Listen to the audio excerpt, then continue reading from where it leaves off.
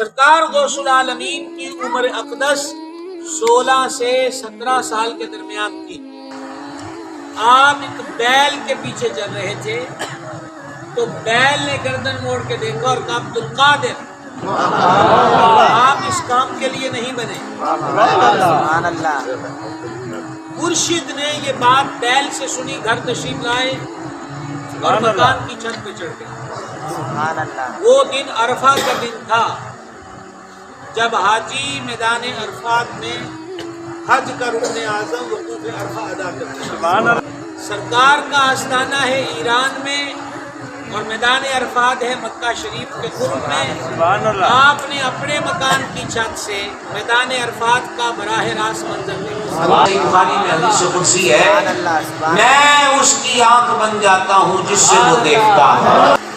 مرشد شاہ سے نیچے اترے اور والدہ ماجدہ سے ہو کے کہا مجھے اللہ کے لیے وقف کر دیں۔ والدہ ماجدہ نے فرمایا بیٹا کیا چاہتے ہو؟ عرض کی بغداد جانا چاہتا ہوں۔ والدہ ماجدہ نے فرمایا بغداد جا کر کرو گے کیا؟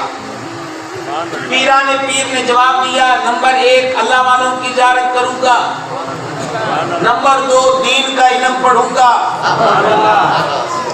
بھائیوں جب مرشد والدہ سے اجازت مانگ رہے تھے والد کا سایہ سر پہ نہیں تھا، صرف ایک بھائی تھے، ماں سے جدا ہونا ہے، دیش سے پردیش میں جانا ہے، ریزن کیا ہے؟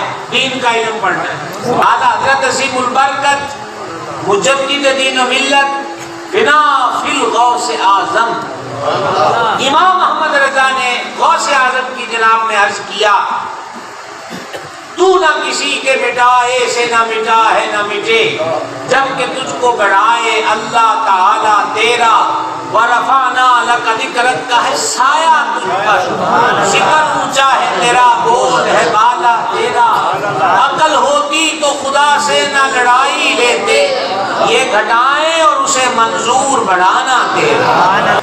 اب والدہ ماجدہ نے تیار کر دیا، آخری بار ماں بیٹے سے مل رہی ہے، ماتھا چوم کر کہا عبد القادر میں تمہیں اللہ کے حوالے کرتی ہوں، اب تیری میری ملاقات قیامت کے دن ہوگی، ماں کی ایک بات یاد رکھنا کبھی جھوٹ مت بولنا۔ 40 دینار آپ کے حصے میں آتے تھے، وہ گدڑی میں خفیہ جیب بنا کر سی دیے۔ مرشد روانہ ہو گئے، راستے میں ڈاکوؤں نے لوٹا، آپ سے پوچھا صاحب بتایا میرے پاس 40 دینار ہیں، کہاں ہیں؟ یہاں ہیں۔ خفیہ جیب کھولی، گنے تو پورے 40 تھے۔ ڈاکوؤں کے سردار نے کہا آپ ہم سے جھوٹ بھی بول سکتے تھے۔ غوث اعظم سرکار نے فرمایا 40 دینار کی خاطر ماں سے کیا وعدہ نہیں توڑ سکتا۔ ڈاکوؤں کا سردار رونے لگ گیا۔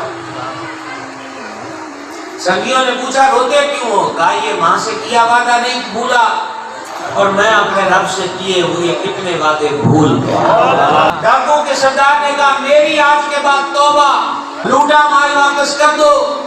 70 ڈاکوؤں پر مشتمل وہ گینگ تھا، کہا تیری توبہ تو ہماری بھی توبہ۔ 70 ڈاکوؤں نے توبہ کی، رزلٹ اس کا کیا ہے کہ 70 ڈکیتوں کے ڈاکوؤں سے معاشرہ بچ گیا۔